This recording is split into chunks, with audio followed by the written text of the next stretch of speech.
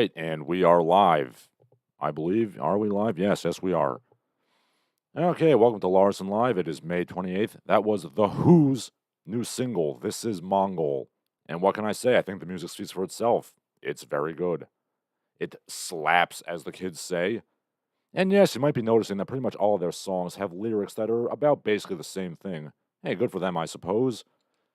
There's nothing like singing about reclaiming the lost glory of your backwater country. The music in each song is certainly different sounding, so, if their music is thematically tied together, who cares? The Who also illustrate why I always say that any true artist should be thoroughly versed in the classics of their field. All the band members of The Who are legit classically trained conservatory orchestra musicians, and they're also classically trained in Mongolian traditional folk music. They synthesize those things with rock and roll and heavy metal to create a unique and amazing sound. Similarly, the best painters, uh, sorry, I got distracted. Similarly, the best painters are those who went through a proper academic training, academic meaning the academy, either to paint in the academy style or to subvert the academy style. Even the craziest, most surrealistic and unique painters of the 20th century, your Picassos, your Dalis, they were academicians who knew how to paint in the proper style, but they chose to intentionally subvert those styles. But that's my point. You got to learn how to play by the rules, and then you can break the rules. Okay, Pony Throat is giving his brilliant commentary. He's on a bus, not a plane. He's also muted right now because I am in polite company, so make some sloppy vor noise and we'll listen to them in private later. I already ate breakfast, so that ain't happening. And in what universe is a bus polite company, really? I mean, buses are for garbage people, and I say that as somebody who does go on buses pretty frequently. But yeah, back to the Who. You know what you get when you don't have a grounding in the fundamentals? You get sloppy, mumbling, atonal garbage music. You get bananas duct taped to walls. You get statues of penises as far as the eye can see. That's what you get when artists don't have grounding in the fundamentals. You want to be an artist? You got to learn about your field. You got to learn the rules so you can break the rules. Do I have an AAPI history lecture for you today? The last podcast of AAPI month? Not really. Other than reaffirming the fact that my book is going to get a second edition as soon as my new camera gets delivered to me, whenever that is, and I can take pictures for it. I do talk a little bit more about history in the second book, and yes, I am conflating my book, The Oriental's Guide to Sex, Strength, and Satisfaction, with, being a groundbreaking AAPI landmark, because it is. Anyway, I talk a bit more about history in the book, namely citing mountains of evidence that reaffirm my thesis that blah, blah, blah sex bullshit. You all know what it is. I talk a lot about the actor Sessue Hayakawa, the first and only Asian male sex symbol in American cinema. And guess how he did it? Guess how he achieved that? By playing wolfish, priapic sexual predators. 1915, the dude is literally playing villainous roles where he's branding white women with hot irons to mark them as his property, and American women were like, I cannot masturbate more than I am already. And I quote the man himself, and this is slightly embarrassing to quote, my clientele is women. They like me to be strong and violent. Hey, that was what the stenographer said, not me. Don't yell at me. As bad as this is going to sound, and I'm fully aware that somebody could easily quote mine this to cancel me at some point in the future, it's time to become predators. That's the way forward. Not sexual predators, but just in the, philosophical sense. You already know that. It worked for me, and it'll work for the rest of my brethren. Funny how at the school I work at, wait, Mr. Slankovich, you say there's no audio? I don't know why. I mean, my mic is on full blast, it seems like.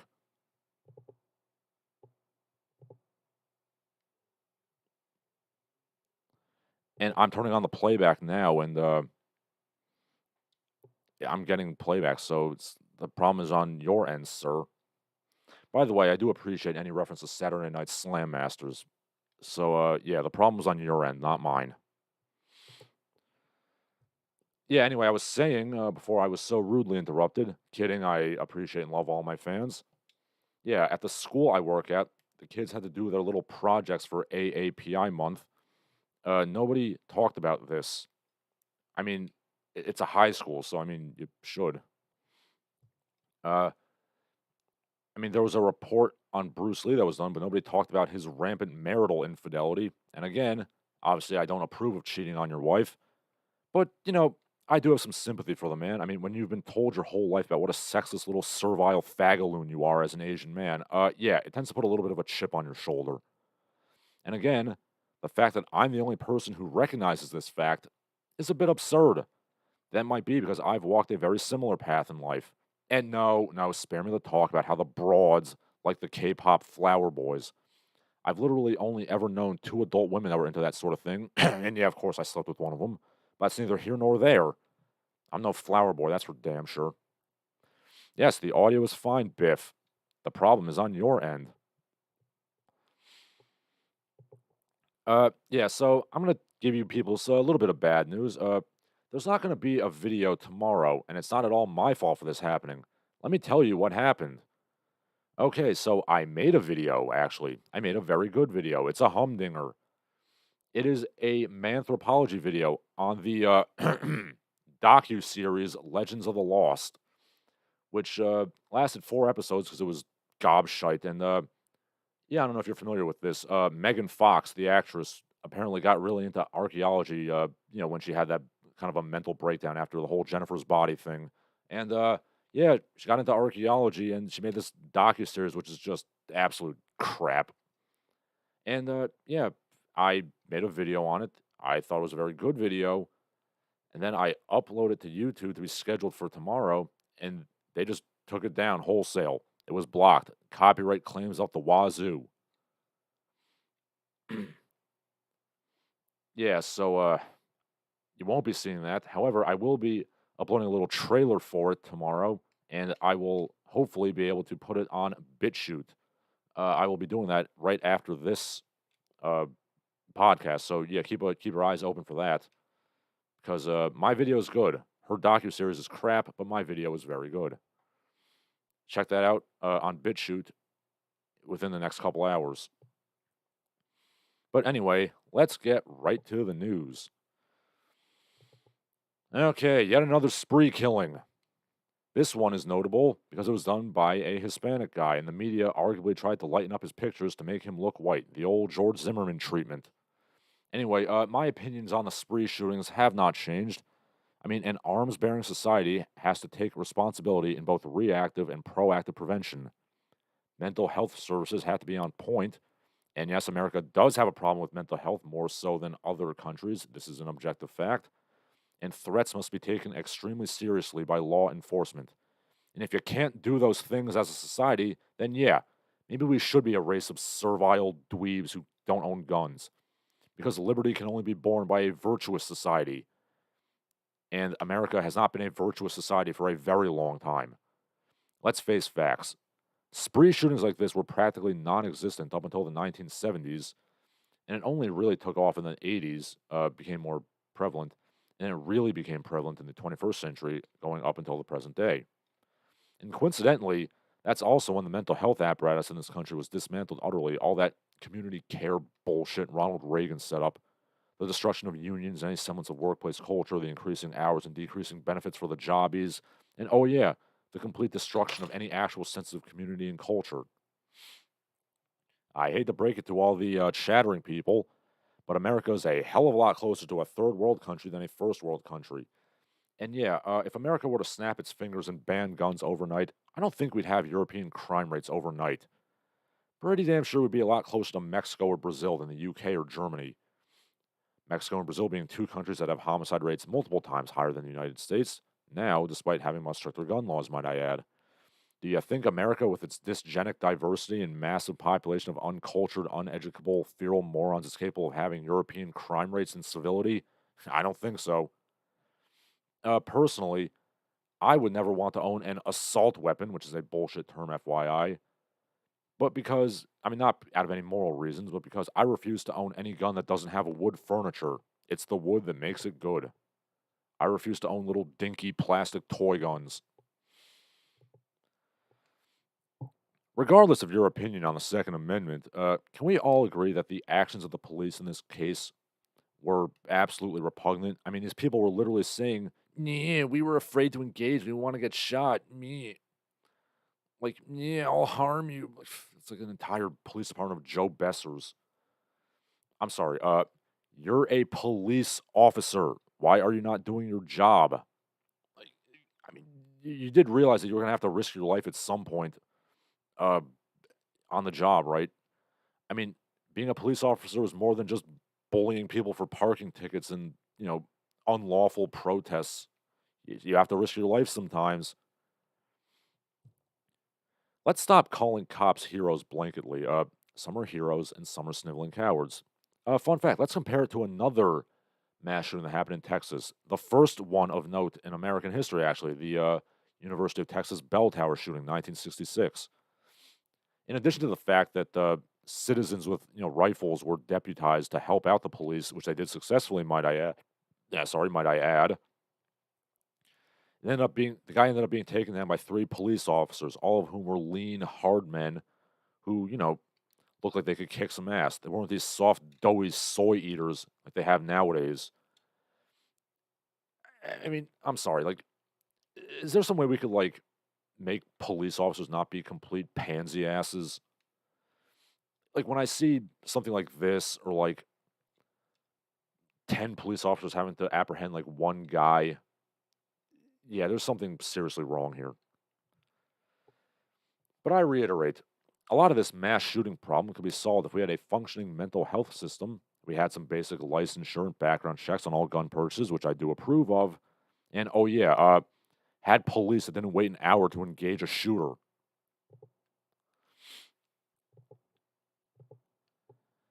Oh, and guess what? It turns out that the Buffalo shooter at last week, he had spoken to an undercover FBI agent on Discord at least 6 times, including the day of his shooting a few hours before. So again, I have to reiterate, I asked this question last week. What does the FBI do exactly? Like, what does the police do? What do the police do exactly? Because it seems to me like they don't deal with actual crimes. And yeah, I'm gonna say like the police officers who fail to act here, they need to be severely punished. At minimum, they need to be stripped of like all their, titles and licensure. They need to be given like no pension. And I think it'll be a little extreme to, execute them for cowardice, like, Soviet penal battalion style, but, let's punish them some way. Ah, jeez, this is upsetting. Anyway, going back to Europe, which I briefly mentioned, we're going to get off this topic now because I'm going to be a bit angry otherwise. Some goofiness happened in England recently. Nothing like this, but an Englishman brings home a 22-year-old Ukrainian refugee into his home. The refugee proceeds to utterly homewreck the home, destroying his marriage, and she runs off with the man. The man had a wife and 2 kids. Yeah, who could have seen this coming? Uh, I'm not condoning anybody's actions here, but this goes out to the woman of the house. What in the hell did you think was going to happen here? I'm just going to allow this hot blonde 22-year-old into my house. Nothing could possibly go wrong here. Hurdy-dur. I will reiterate, both men and women really ought to take a step back and learn about how the opposite sex works. Because the preponderance of ignorance in the West is going to do a lot of damage in the long run. Okay, let's see. We got some comments here. Mitchell Valentino says he's at work, but he can't chat, but listening. All right, well, I appreciate it. I mean, all listeners are good. Yeah, my enemy is referring to the FBI thing. Yeah, the G-men are not doing their jobs properly, and it's really upsetting to me.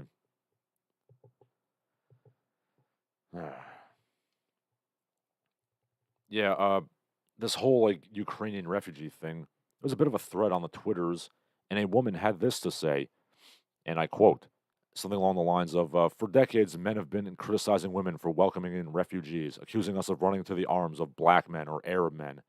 And the second you get a chance to start fucking around with Ukrainian women, fuck you." God help me. I kind of agree with that woman, which is to say that both statements are correct. very sexually starved, childless European women do seem to want refugees just so they can have sex with them. And apparently, sex starved European men want the same. It was also humorously said in that Twitter thread that if immigration was limited to hot chicks, liberal white women would become the SS overnight. Yeah, kind of true, to be honest. And, like I said last week, this is not just the West. It seems like no country has amicable relations between men and women, as a casual glance at the Twitter feeds of Indian or Asian or Hispanic or black men would indicate. This is a very big problem here. The fact that, like, all men and all women seem to hate each other.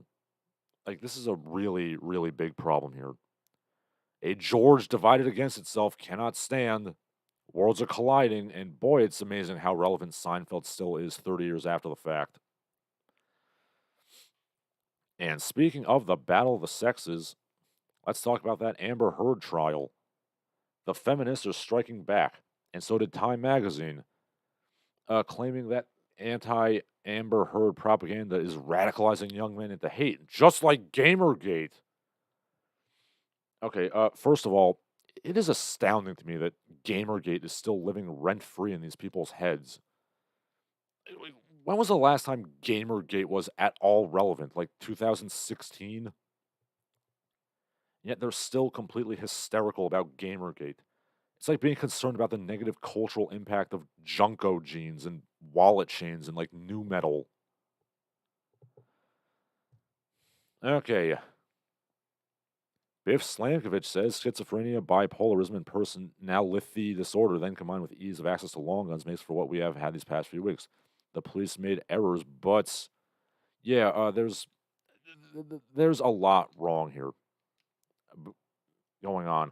And like I said, I mean, personally, I would never want to own an assault rifle just because I like guns that have wood furniture.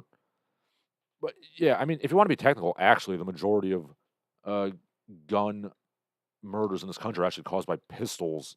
So if you're going to ban anything, you should ban that. But I don't necessarily think banning anything should be done. I mean, like I said, if you're going to have a gun bearing society, then you need to be responsible. You need to be virtuous. You need to have mental health and like policing on point. Like, absolutely. I mean, I'd like to point out that you could look at the example of Switzerland, which is a country where literally every adult man is required to have an assault rifle in his house due to conscription. But what they also have? They also have good health care and mental health. And yeah, if you look it up, like America does have a severe problem with mental health. Like more people are on antidepressants here than any country. I mean, now it's like a chicken or the egg situation. Is America driving people insane, which drives them to medicine, or is the medicine and happy pills making people insane? Who knows?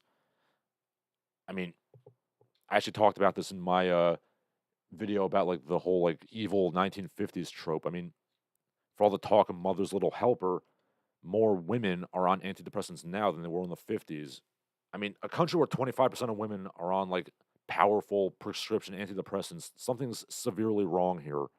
I mean, ideally it would be zero. So yeah, I mean, like I've said before, the rot in America is very deep, and I don't know. I don't have the easy solutions here. Okay, but yeah, back to the whole the Amber Heard thing. Yeah, I don't understand why like Gamergate is at all relevant in 2022. It really is like I mean, you might as well like criticize like society's obsession with like Junko jeans and like curtain haircuts and Cocapelli little statues or stickers, those little flute guy things, which my musical instrument repairman actually has on his door. That's neither here nor there. Secondly, I think the reason, going back to the Amber Heard thing, I think the reason people dislike the leftist position all of a sudden is because you've literally been saying, listen and believe, listen to all women. Women cannot possibly lie for the past decade. And yeah, people are a little bit annoyed when you say that 50% of the population is infallible and they can't possibly do any wrongdoing. Yeah, I'm not going to lie. Whenever I see, believe all women, listen and believe, listen to all women, my mind immediately goes to Italian Spider-Man going, "Rispette la donna," and then punching women in the face. Yeah, I don't know why I brought that up.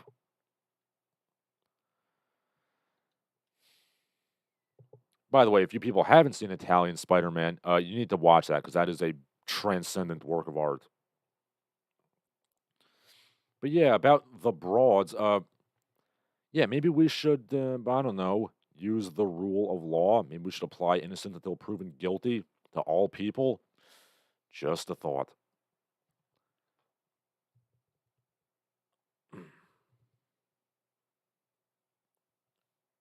I'm sorry, just kind of mixed up my notes here. Just give me 1 second to kind of arrange myself.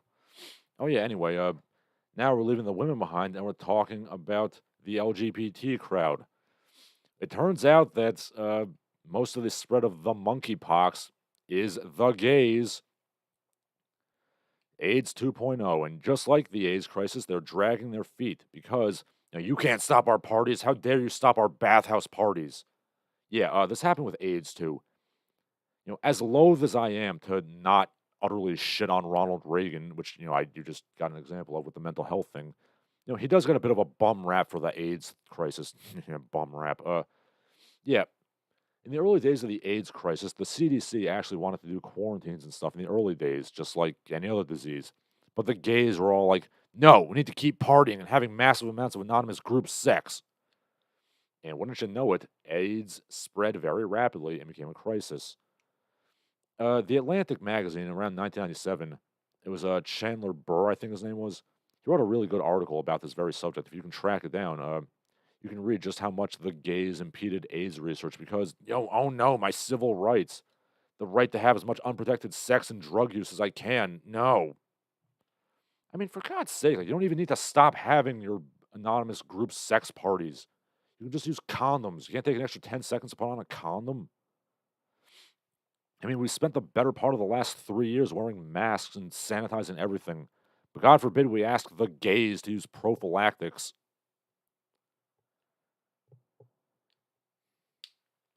But of course, everybody's dancing around the fact that the super spreaders of monkeypox are gay dudes. The British National Health Service says eating meat can spread the pox. Wow, amazing how the solutions to everything involve reducing the peasantry to eating rice and beans all day, every day. You will own nothing and be happy, says the World Economic Forum. And obviously, they have our best interests at heart. Well, I mean, a certain type of meat eating is at fault here. Eating that tube steak. Oh, and speaking of the World Economic Forum and the Davos crowd, guess what they're eating for lunch? One of their lunch menus was actually leaked the other day. They got like Alaskan crab, like organic pork loin, organic duck, and foie gras and cod, Atlantic cod. Wow, look at all that delicious meat our betters are eating. But for us, the peasantry, meat will be a treat. You don't get to eat meat every day. Eat your plant-based food and bugs, wagey. As I made clear, I think bug eating should be an option. It's certainly healthier than like processed factory farm crap meat. But I am a man of means, and I will not be eating bugs if I can help it. The hell with the Davos crowd. And I also want to make it clear again, I am not a homophobe. I have nothing against the LGBT crowd. I mean, I've said this repeatedly. My opinion has never changed. It is your body. You can do with it as you will. You can have all the sex you want as long as it's with a consenting adult. Just, I'm asking you to do it in a way that's safe and it does not jeopardize the public health. Like, can we please not make this same mistake again? Let's not make the same mistake with monkeypox that you did with AIDS. And I'm not even going to talk about how, when it comes to the LGBT crowd, it's the G's and the B's who seem to be having all the sex, while the L's, the T's, the Q's, and the other alphabet people don't seem to have much sex at all. But never mind that. And please don't use any drugs that require needles, people. I mean, I'm pretty libertarian when it comes to drug use, with the exception of needles. Like, that shit ought to be banned for good. To be more specific, my stance when it comes to drugs, anything natural ought to be legal and regulated in the same way alcohol is regulated. Anything processed, injected, artificial Yeah, throw that crap in the garbage. Non-medical opiates, get rid of that. This is just a rough idea. Obviously, you got to go on a case-by-case basis, analyzing the effects of all drugs and judging their harm or lack thereof. But in a rough ballpark sense, I think marijuana is good. Mushrooms are good. Peyote is good. Datura is good. Khat is good. LSD is good. Hallucinogenics in general are good. Now, obviously, I'm not experienced in this subject myself, but I've never heard of, you know, people like robbing people or causing senseless violence on LSD or whatever. Now, obviously, you should not be allowed to operate heavy machinery while on drugs. In general, I don't think you should even be allowed out of your house while you're on drugs. But if you're doing it in the privacy of your home, feel free to trip out as much as you want, in my opinion. But anything that kills people, anything that has large scale negative effects on people, I'm not a fan of. I think powerful hallucinogenics are enough to satisfy anybody's craving for drugs. And I'm not just saying that because I've invested pretty heavily in psilocybin mushroom companies, which are legal, might I add. Uh, and I'm hoping that it'll be the next big thing and make me very rich. Uh, with that being said, there is a very large part of me that feels that, again, you should be able to do any drug you want as long as you don't go out into public with it and your drug use isn't affecting anybody else. And to be honest, the nihilist in me wouldn't mind seeing the losers of society ODing on heroin, crack, or fentanyl as long as they don't have families or loved ones that would be negatively affected by it. Okay, let's see. Biff Slankovich says keeps Kissinger alive, and he says should have settled the Ukrainian crisis by lopping off the Donbass early on. Uh, Not sure what you're referring to, sir.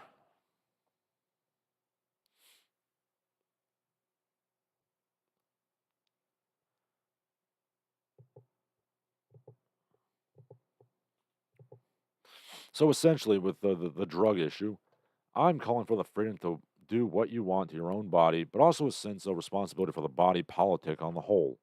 In an ideal sense, absolute freedom is good, but you also have responsibility to others, to your family, your friends, society on the whole, to not be a strung out fuck up.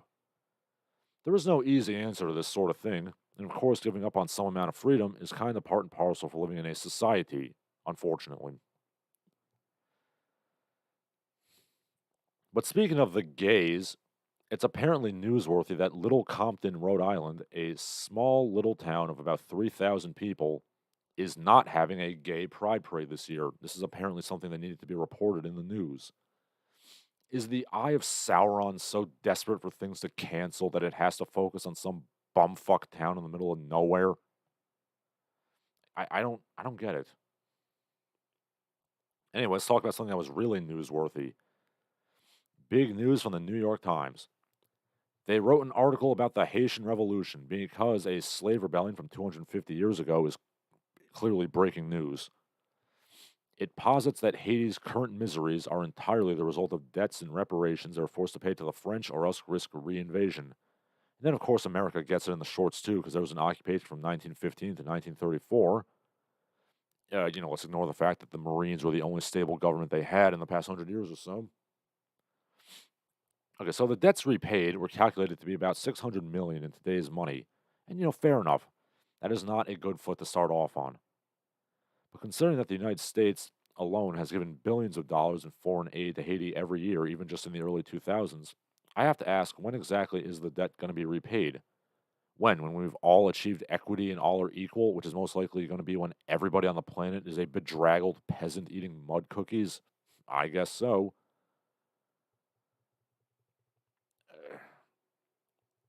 Now, as I've said many times, I'm very much an anti imperialist. I feel that all people should be allowed to set the course of their own destiny, and obviously, slavery is very bad. This is something that should be plainly self evident. But, I'm sorry, like, once all the white people were dead, did they force you to kill all the light skinned elites too? They force you to totally deforest the island? I mean, at some point, like, when exactly does the evil colonizer stop being responsible here? Now, I feel I am somewhat nicer than a lot of people who speak similar to me. And on my website, I wrote an article long ago about how, to some extent, I am even sympathetic to the idea of slavery reparations, with caveats. The main one being that once you get your reparations, like, that's it. You don't get anything more. Like, the debt is settled, you got your money, you're going to shut up about it from now on. That's my main caveat there. And by my calculation in that article, paying out reparations to all ADOS, American descendants of slaves, would be about $2 trillion. I mean, that's doable if we just scrimp a little bit. But after that, you've officially given up your right to complain. No more talk of systemic racism, no more demanding. This is your one shot to bury the hatchet and get off on the right foot. Now, if that were the case, I would be down for slavery reparations. And then all the nations that are accused of dicking over Haiti could pay out their reparations too, and yes, that would include America in the interest of fairness. And then after that, the debt is done, and let's see how you do with it. Yeah, no, I do respect Haiti, I really do. I mean, as John Dolan put in his War Nerd article about the island, they took on the French, the British, the Spanish, and they put the fear of God into them. The only people Haitians can't beat is themselves, and that's nothing to be ashamed of for a country. Fun fact, there's more slavery in the world now than there was in the 19th century. But in all the talk of slavery, which skyrocketed in 2013 for some strange reason, almost as if it was to distract people from the massive wealth inequality.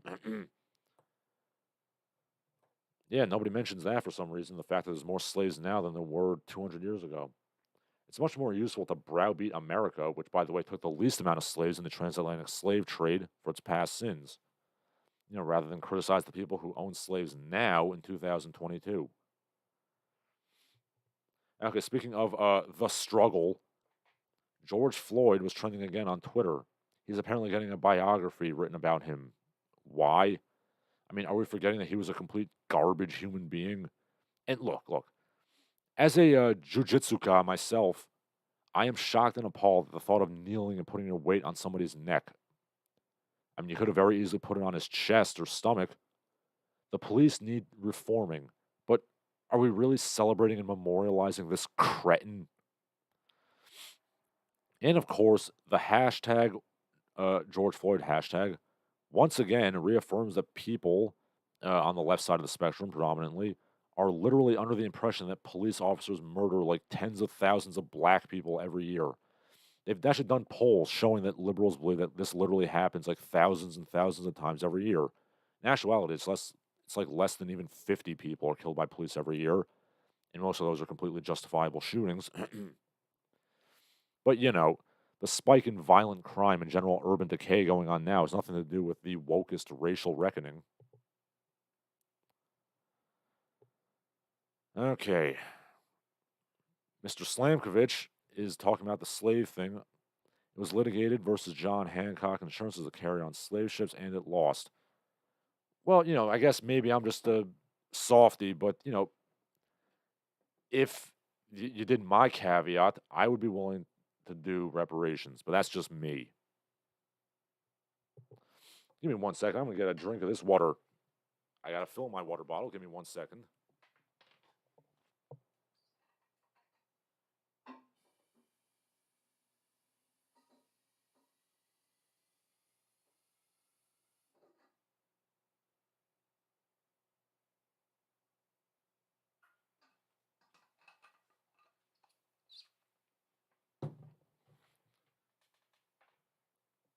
But yeah, with the reparations thing, I mean, I think there is some precedent for it, like especially with the Japanese Americans in the internment camps, they got reparations, but they weren't demanding more afterwards. Like, you see what I'm saying?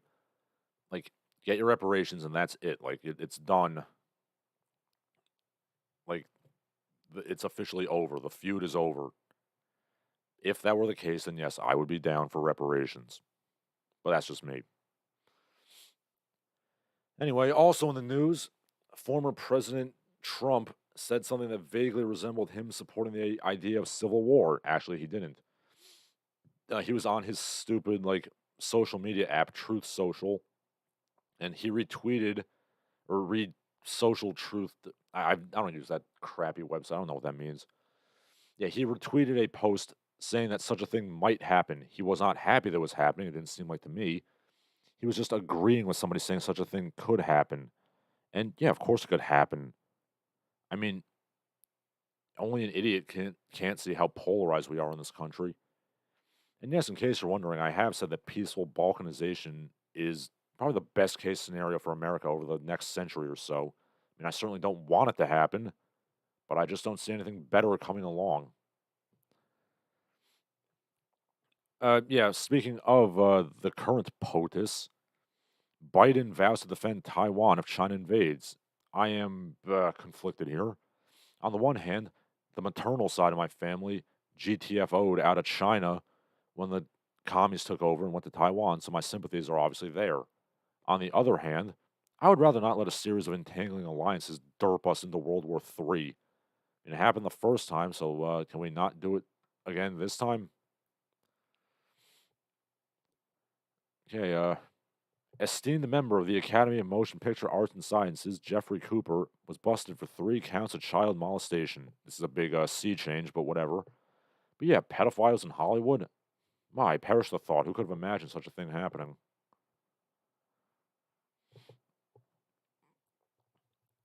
Also in the news, uterus shaped cereal. They're asking us to normalize conversations about periods at the breakfast table. Why is this something you talk about at breakfast? Now, obviously, you should learn about the luteal cycle and menstruation in biology class, but does it need more than this?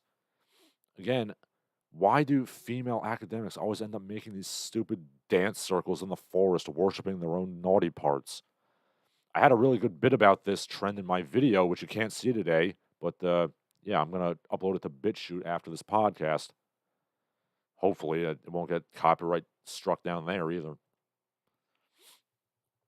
Okay, now we're going to something slightly more lighthearted here. Twitter's silliness. You know what's apparently racist?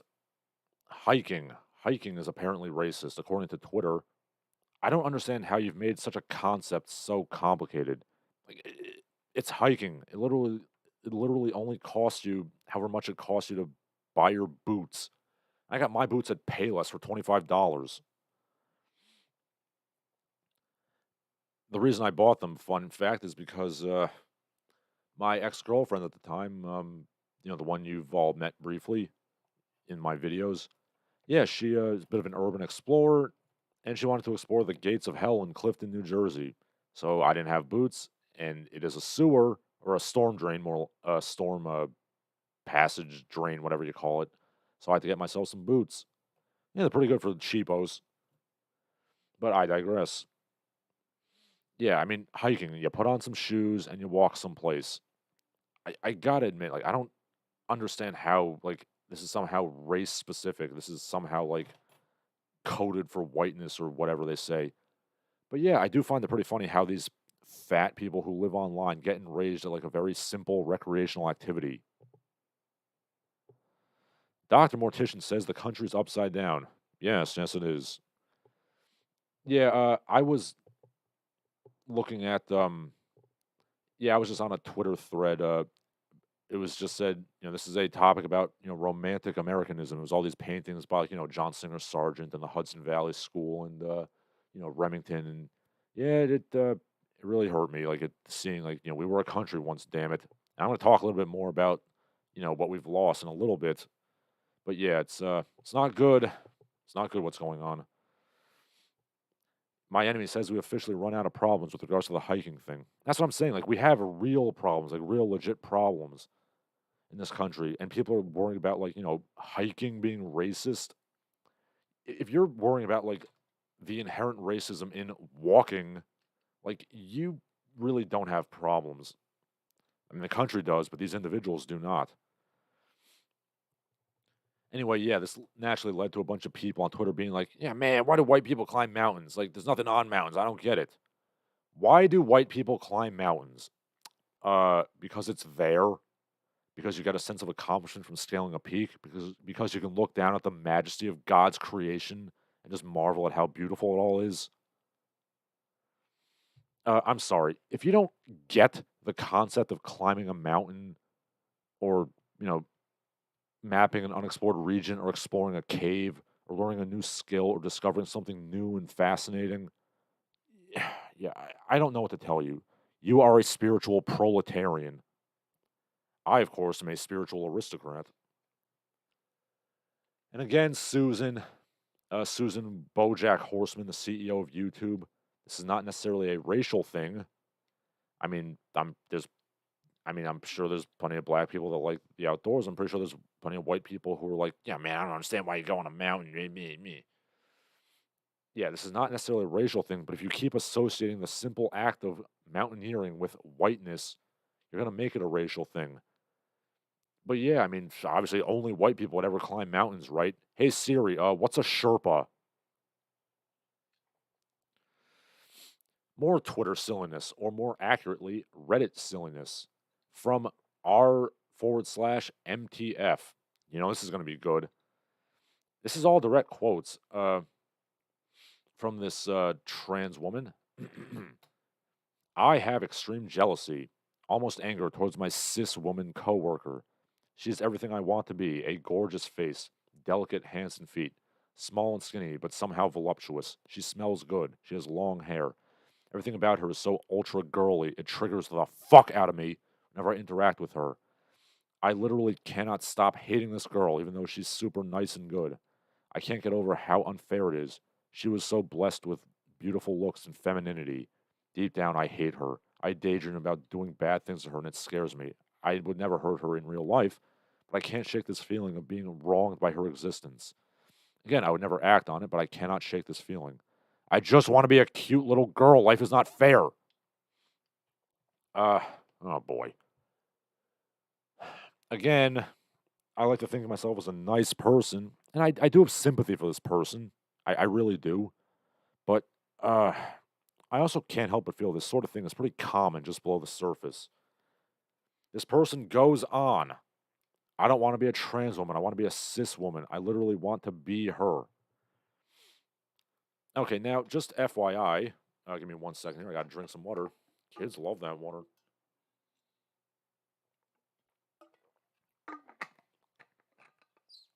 But yeah, just FYI, the general public will immediately and rightfully criticize incels and other sexless creeps for feeling entitled to a woman's body for sexual gratification. And I agree with that notion 100%. A woman does not have any obligation to have sex with somebody she does not want to. She can dress however she wants to and not be accosted. I am 100% in favor of that. But shouldn't we equally criticize and disparage trans women who feel entitled to a feminine woman's beauty and figure? I mean, either way, it's a man feeling entitled to a woman's body, isn't it? Okay, Dr. Mortician says man versus nature is primal. Well, here's the thing. Like, I don't necessarily think, climbing a mountain is like being versus nature. I mean, you're enjoying nature, you're being in nature, you are, you know, you're yeah, I mean, you're ascending a peak, but you're doing it to observe the beauty of nature. Biff Slankovich says Matthew Henson, North Pole explorer, African American. Yes, I actually talked about this last week. There are so many, great stories that need to be discussed, and I don't understand why they make these like shows where they like make like historical figures, black when they weren't black. When there's so many like real people that could make a show about, like Matthew Henson or Bass Reeves, who I've talked about a lot. Like I would, like, how badly I want to see like a Bass Reeves like movie or show. Like the Black Marshal of the Oklahoma Territory. That would be great. No one's ever making that. I don't know why. My enemy says I want to look like a 25-year-old Dolph Lundgren. That ain't happening. Yeah.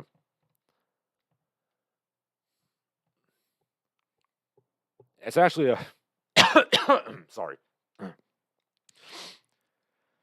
Speaking of Dolph Lundgren, this is a bit of a sidetrack, but if you've never heard the story, look up how like he ended up starting to date Grace Jones. It's actually really funny. He was working security for one of her shows, and she like literally ordered him to go to her hotel room, and one thing led to another, and he missed class, in his master's degree for chemical engineering.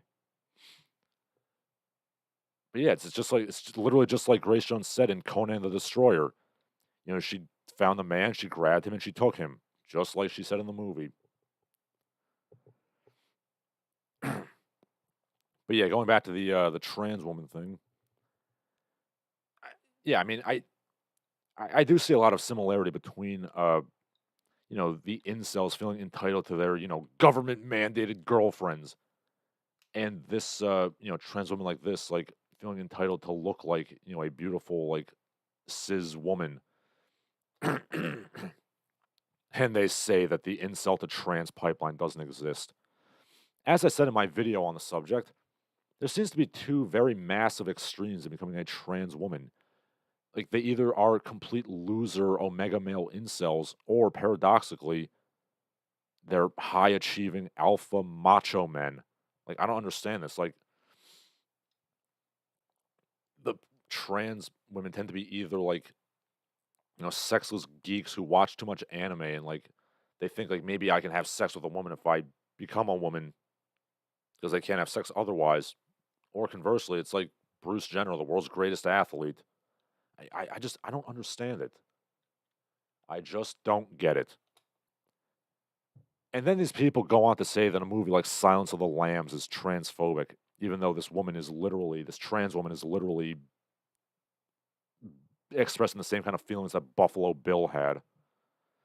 And no, despite conflicting reports, the Uvalde elementary school shooter was not a trans woman. So let's check those facts. Sorry, the water went down the wrong pipe there. So this is a great segue to pop culture news. Ricky Gervais joins Dave Chappelle and several other comedians in being lambasted for their transphobic jokes. Now, you all know me. I feel nobody has a right to not be offended. Everybody should be fair game to be made fun of. I mean, I make fun of myself and my my country and my ethnicity and my culture constantly. Oh, but trans people are so marginalized. You literally have the government, legions of celebrities, and every single major corporation in your corner. I sympathize with you in the same way that I would sympathize with any person, the golden rule and all that. But can you be honest with yourselves and look at how much support you have? Like, what did Ricky Gervais even make a joke about? Oh no, he made a joke about trans women attacking and raping people. That's been known to happen on occasion. Oh, and fun fact, Mr. Gervais just donated 500,000 British pounds to an animal conservancy, but nobody's going to talk about that. Okay, more pop culture news. The sequel to Black Panther, a movie that I saw but I remember very little about, is going to have the Submariner in it. And Subby is going to be overtly coded to be Central American. Okay, I suppose. I don't know why you had to change the traditional Greco-Roman Atlantean trappings, but whatever. I always thought Namor was kind of Asian looking myself. I mean, come on, he's got peaked eyebrows, light skin, black hair, slanted eyes. Whatever. I've always had a soft spot for the guy. I mean, he is literally the first superhero who could fly all the way back in 1939. And seeing him on screen might be kind of interesting. Not that I would pay for it, of course, but, I'm kind of curious as to how he'll go over with general audiences. I mean, that one kid seems to love the Speedo, man. Dr. Mortician says when it comes to comedy, nothing should be off limits. Pretty much I agree. Jim Tooner, isn't the Black Panther dead? Yes, Chadwick Boseman is dead, but however, in the comics, it's like a lineage thing. Like, there's multiple Black Panthers, and they eat that magic thingy, the heart shaped root, and they get the powers and stuff. So even though he's dead, there'll be a new guy. And yes, like I said, Chadwick Boseman is dead. It's gonna be some new person. And as a side note, I really liked Christopher Priest's run on Black Panther in that was like late '90s, early 2000s. In my opinion, that's like the best the character's ever been. And they have like a few little elements of that in the movie, but they didn't go far enough with it, and that's really disappointing to me. I mean, I would love to see like the villain of this movie be the corrupt, televangelist Mr. Akabe, which he was really cool. But I digress. Also, on the subject of the superheroes, I saw an interview with Chris Hemsworth, and he said, you know, the script didn't say anything about like shirtless scenes, but As soon as I got on set, Taika Waititi was like, "Chris, you got to pop off the shirt, show the gun show." And Chris Hemsworth said, "Taika, I don't know if my shirt has to be off for the scene. Like, come on, I'm not a piece of meat." And Taika Waititi said, "Yeah, you are." Bear in mind that our societal betters are always screaming about, women's portrayal in these sort of speculative fiction things. Like, man, women can't be sexualized. They can't have the boob armor. They can't do this. They can't do that. Yeah, but it's totally cool to have some studly blonde man get naked. And for the record, I have nothing against the broads getting to ogle some beefcake. But, don't shame men for ogling women then. Now, as I've repeatedly said, I'm very much a sex positive person, which is one of the reasons I refer to myself as a 1980s liberal, and which differentiates me from the modern left. I feel that both men and women should be free to celebrate their sexuality and be attracted to whoever they want. I mean, I like a woman who, openly will compliment a man's looks or whatever. I think it's a really good thing. I think women should have more confidence like that. And now that we're talking about the ladies, I have a bit of a slight segue here. If there's any women listening, if you don't want to give a man your number, can you just tell him that instead of giving him a fake number? This has happened to me like 5 times at the gym. I'll talk to some girl, I'll ask her for a number, she'll give it to me, and then it ends up being fake. Like, why do you do this? If you don't want to give me your number, just say so. Like, be a big girl and just say no. Like, what is this like mealy mouth like obfuscation crap? I don't get it. I mean, like I said, it was a New Year's resolution of mine to, talk to more women on the street, not just on the dating apps. But it's kind of annoying, to be honest.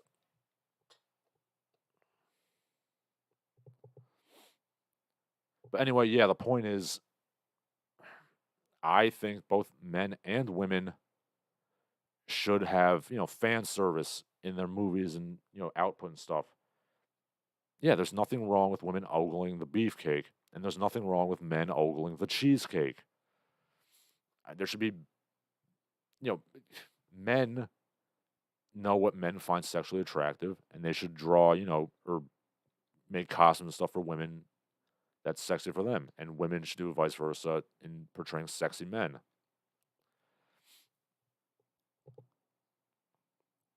Okay, my enemy says Mark the Cascos would have been a good name, or yeah. Uh, I mean, who else would have been a good name, or someone like Brandon Lee, but of course, that ain't happening. Jim Tuner says, "Have you heard from Thomas Daw yet?" Uh, no, I have not. Any updates on Charlie Z? No, not from him either. Not that I've seen. Yeah, for next week, I am actually going to do a another Kung Fail, and this guy's also been a lot of these fake like martial arts frauds. They have been known to be kind of a little angry with their critics, attack their critics. I, I mean, I've gotten like a couple of like angry comments and stuff. Nothing serious. I've never had like a actually. I'm trying to think. Not since Eurasian Tiger and his like stupid little like ethnic bitch fits on Reddit have I ever had like a designated like trolling campaign against me, and that was years ago. So yeah, I mean, I guess I should be thankful that it hasn't really happened to me. My enemy is also talking about Mark Dacascos. He played the Crow in the TV series. Yeah, Mark Dacascos is good. I mean, I've always felt he's very underrated. Correct me if I'm wrong. Wasn't he in that movie Romeo Must Die with Jet Li? He was like the main bad guy at the end. Somebody look that up.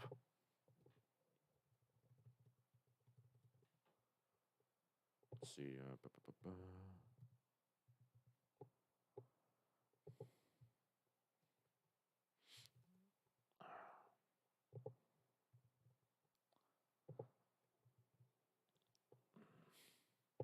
Okay, it's.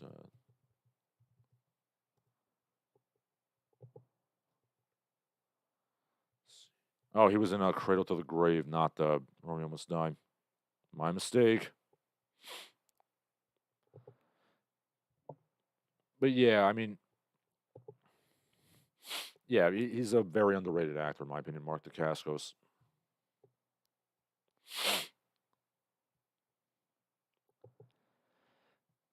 But yeah, anyway, also related to popular culture, kind of. I went down a little YouTube rabbit hole uh, out of boredom one day. I started watching videos on, of all things, the defunct fast food chain Burger Chef. And God help me, I was getting double nostalgic, which is my term for when you get nostalgia for something you never actually experienced. Burger Chef, which is a company started by the Thomas brothers of Indiana, basically pioneered so many things that the bigger, currently extant fast food chains just ripped off completely. Like the conveyor belt frame broiler that could flame broiler. I wrote frame broiler in my notes. Yeah, it could do 800 burgers an hour. That was them. What I gathered, the quality of the food was much better than McDonald's in and of itself. More than that, Burger Chef pioneered the concept of kids' meals with toys and what have you. They pioneered the concept of, what do you call them? Shared cinematic universes of burger franchises. They even got the Star Wars license before any other fast food joint. Most importantly, they had the Works Bar, where you could pick from a variety of toppings for your basic burger, or you could just make yourself a salad if you wanted to be a healthy asshole. Believe it or not, this is apparently a new and exciting thing, considering that even up until the 80s, McDonald's was still using the phrase lettuce and tomato hamburger, implying that putting vegetables on a burger was something new and exciting. If you want to laugh, look up the commercials in which Jason Alexander sings and dances around about how his burger has veggies on it. He had hair once, believe it or not.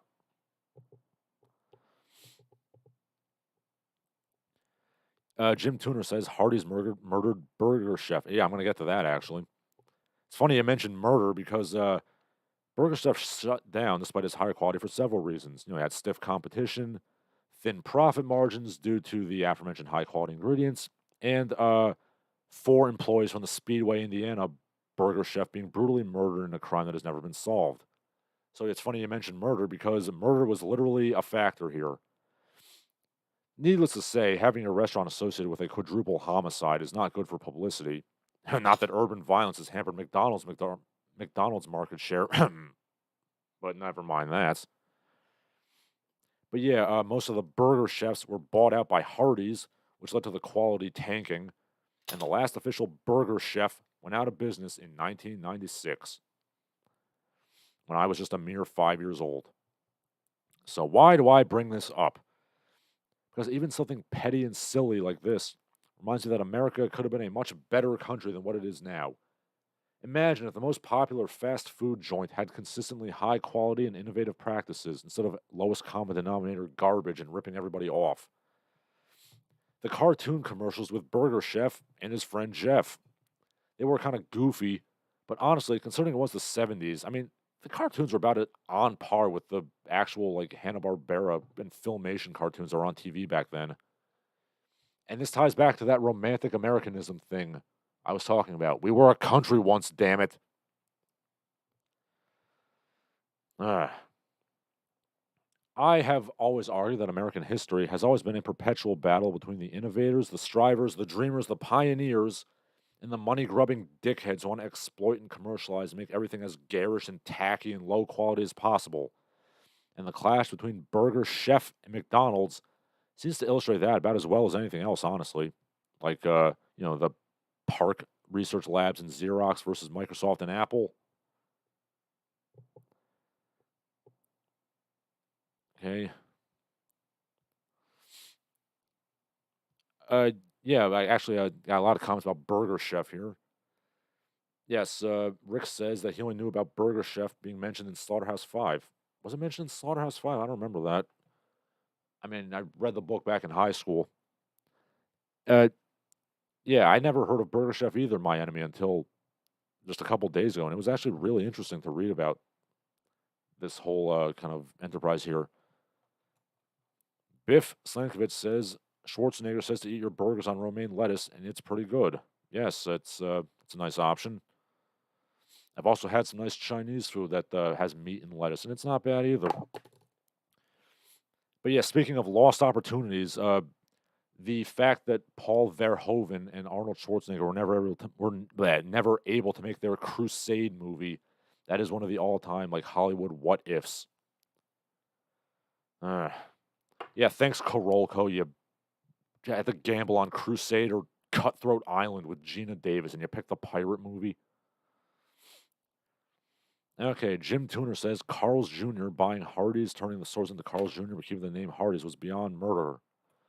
Uh, yeah, I mean, I don't think I've ever actually eaten at either of those places. And yeah, I'll honestly never understand why anybody goes to McDonald's. Like, even if you want fast food, there's so many better options. Like, do you want lowest common denominator garbage so much? If I'm gonna eat fast food, I'm gonna go like Five Guys, maybe something like that. Chick-fil-A. I mean, those are a little bit better. The only problem I can really see with Burger Chef, besides the, lack of security, was that their slogans were like kind of weirdly sexual. Like, open wide, America, you can never forget. Burger Chef goes all out to please your family. It's kind of funny when, like, you see those commercials from, like, the late 70s, and it's like, here's Eve Plum, and she's, telling you to open wide. She's going to please your family. Well, I'm glad that Jan Brady's going to sexually satisfy me with burgers. Hey, at least it wasn't the fake Jan, am I right? And yeah, it did take me way too long to get that reference the Simpsons did to that whole fake Jan thing. That was kind of funny. It's always nice to go back and watch something that you watched as a kid and get all the jokes you missed. So yeah, that was an odd little digression. But yeah, sometimes I get into reading about really obscure things like that, especially sort of like mid-century Americana things like that. In case you're wondering, yes, I did apply to go on Jeopardy once, but I never got a response back. The way Jeopardy works is you got to get selected to enter a regional qualifying match, and that's just a random draw. Then you win that, and then they winnow that down until you win the state level competition. And then once you win the state competition, I believe it's another random draw to get chosen on the national television show. Yeah, I didn't get the random draw.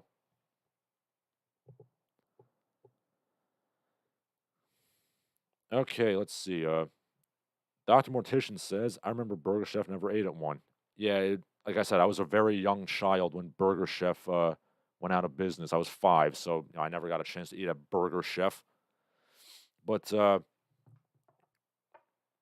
let's see, what was it? What was I going to say? I lost my train of thought there. But yeah, I was going to say something I did experience as a very young child was little mom and pop video stores, which they unfortunately all got bought out by Blockbuster, and then they got destroyed by Netflix. But yeah, those mom and pop stores were the best. They had the best video games. They had all the kind of obscure movies, things like that.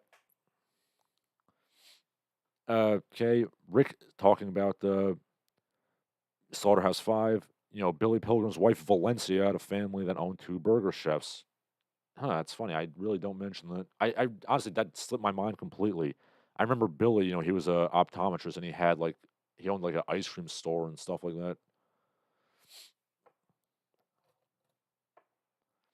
Yeah, it's I should read more Kurt Vonnegut. He's pretty good. I've read Slaughterhouse Five. I read Welcome to the Monkey House, and I read some of his short stories, but I never read his other novels.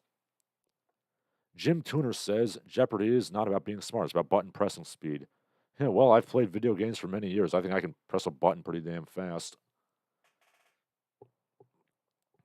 But yeah, it's I mean, I think my name is still technically in like the random draw for Jeopardy, but obviously there's many thousands of people who do that, and it ain't me. But yeah, more in pop culture news. Apparently, they're making another Garfield movie, and Garfield's dad is going to be in it. And you know who's going to play Garfield's dad? Samuel L. Jackson. And Chris Pratt is going to be Garfield because when I see those two guys, I think father and son. Uh, First of all, is Chris Pratt just doing the voice of everything nowadays? Mario, Garfield, Buzz Lightyear, everything. I don't really associate Chris Pratt's voice with like blase, droll sarcasm. Garfield. As shitty as the Bill Murray Garfield movies were, his voice, or rather Lorenzo Music's impression of his voice, is still the essence of the character in my ears. I mean, I was kind of thinking about like what an actual good Garfield movie with Bill Murray would be like. It would basically just be like Stripes, but with a cartoon cat. And I'm still really kind of amused at how Bill Murray signed on to the Garfield movie in the first place. He apparently thought that Joel Cohen of the Cohen brothers was going to be writing the script, but it turns out that uh, it was Joel Cohen, Cohen, not Coen. So it's a completely different Joel Cohen. I mean, one has to wonder why he thought that the Coen brothers would be making a Garfield movie. But I mean, it's not the worst dicking over a great actor ever got with regards to a kiddie movie. I mean, if you read about like the Super Mario Brothers movie, the original one from '93, uh, if you're wondering how they got like Bob Hoskins and Dennis Hopper and Fiona Shaw and all these like good actors in that movie, apparently there was like the original script for the Mario movie was something. It was a lot close to the games. It was apparently really good from what I've heard, and that script is what got all the all the good actors onto the movie, and then they just changed it completely and made a bunch of crap. Mr. Hoskins responded by drinking heavily on the set. But I like the Mario movie from '93. I don't care what anyone says. Anyway, but yeah, first of all, why is Chris Pratt voicing everybody? And secondly, like, why is Samuel L. Jackson not voicing Garfield? Like, wouldn't that be better? Nah, shit, John, where's my motherfucking lasagna? Like, come on, that would be a license to print money right there.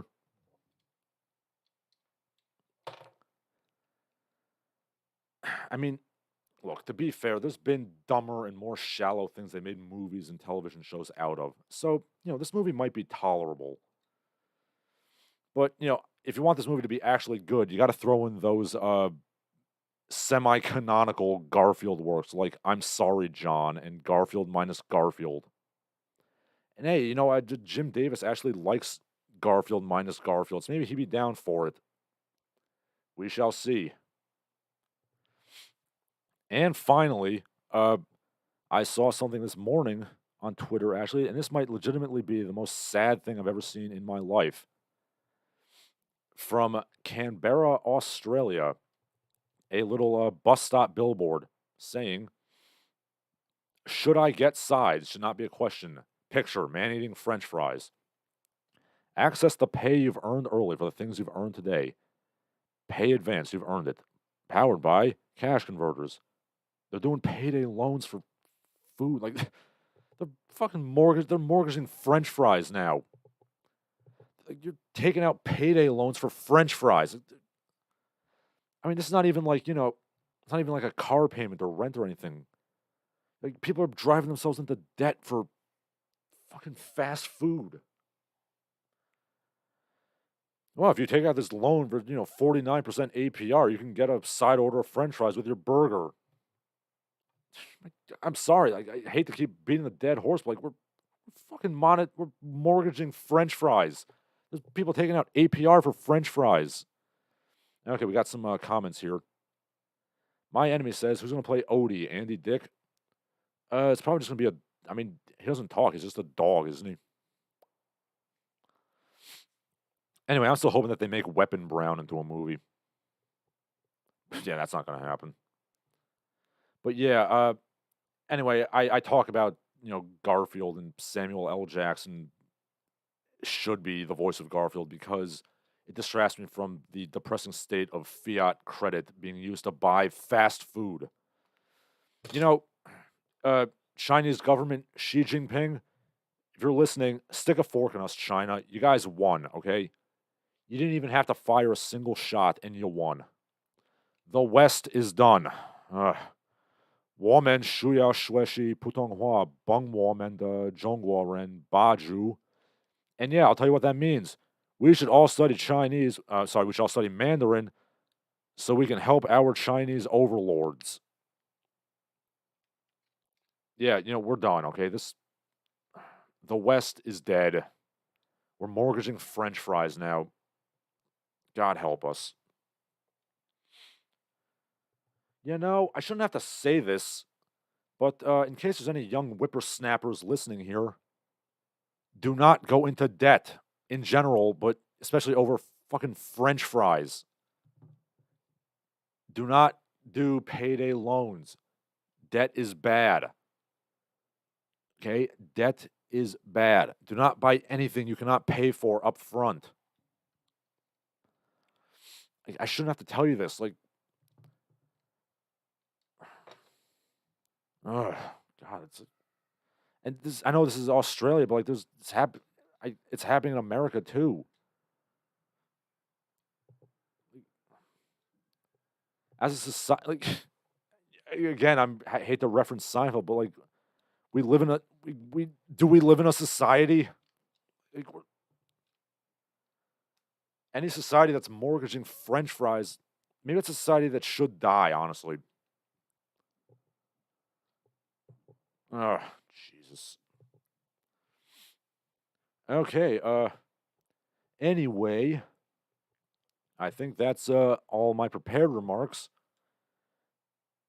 My usual music lessons are off on vacation, and I would be doing something tonight, except the recent dame I've been chatting up is currently visiting her family in Tom's River. So, yeah, I got nothing to do today.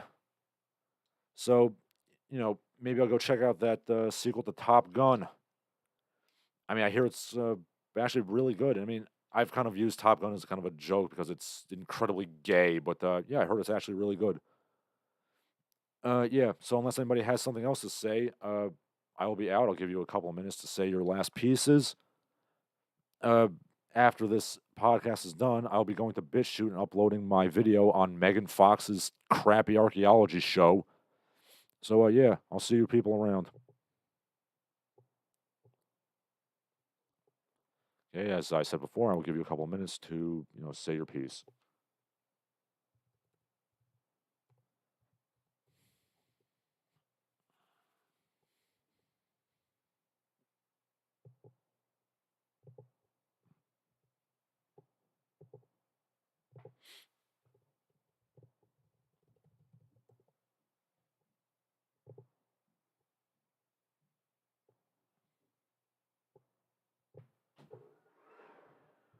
And my landlord is currently vacuuming, so you better speak up quick. Okay, Dr. Mortician says, talk to me, Goose. Yes, like I said, ignore my landlord vacuuming up a storm. Yeah, I'm gonna be playing with the boys at that Top Gun movie, that's for sure. And I mean, if this movie does not have like shirtless, incredibly gay volleyball scenes, I will be very disappointed. Jim Tuner says, "Yeah, we're at a point where we should just hand it over to the Chinese. They couldn't do any worse than us." Yeah, honestly, I'm sad to say, but yeah, I kind of agree.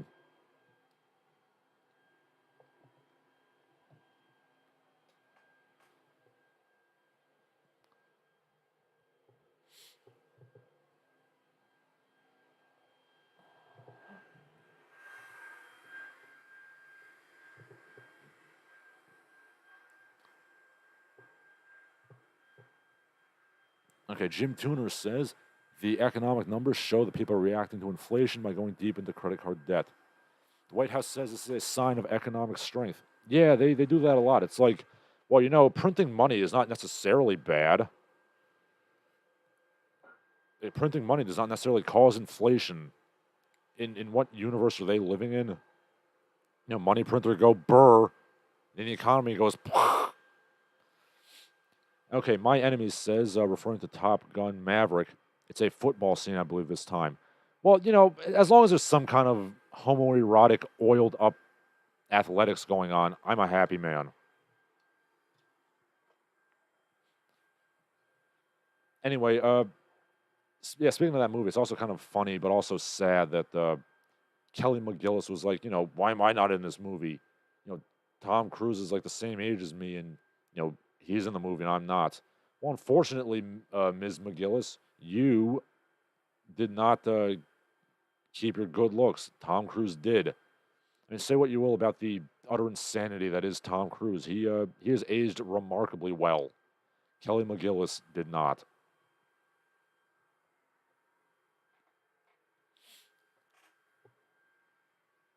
Yeah, we're starting off the countdown again. for you people saying your last bits.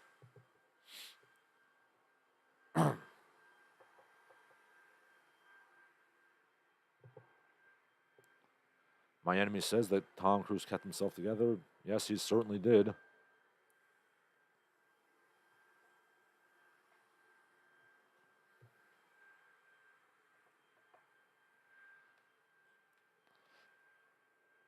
I also just realized that they might have made it a football scene this time because maybe they didn't feel like lowering the net like 2 feet so Tom Cruise could spike over it, like in the volleyball scene from the original.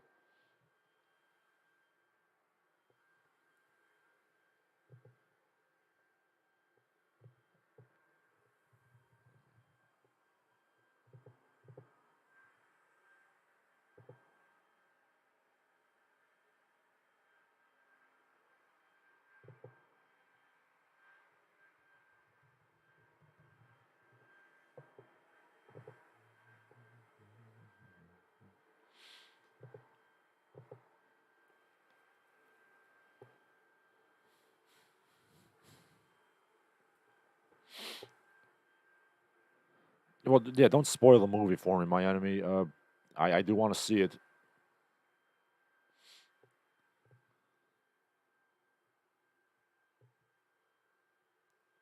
All right, so I mean, as fascinating as this idle chit chat about Top Gun Maverick is, I think we're basically done here. So again, I'm going to give you 1 more minute, and then I will kind of head out.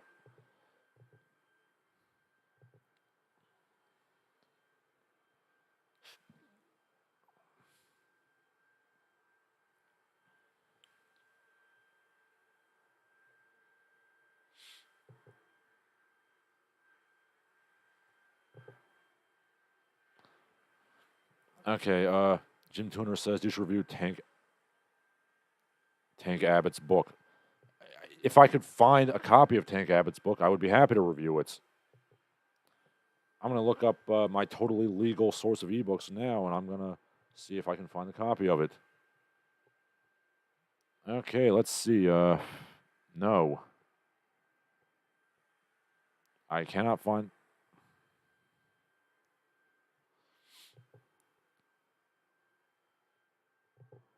Okay, let's... all right, so I'm going to look this up again.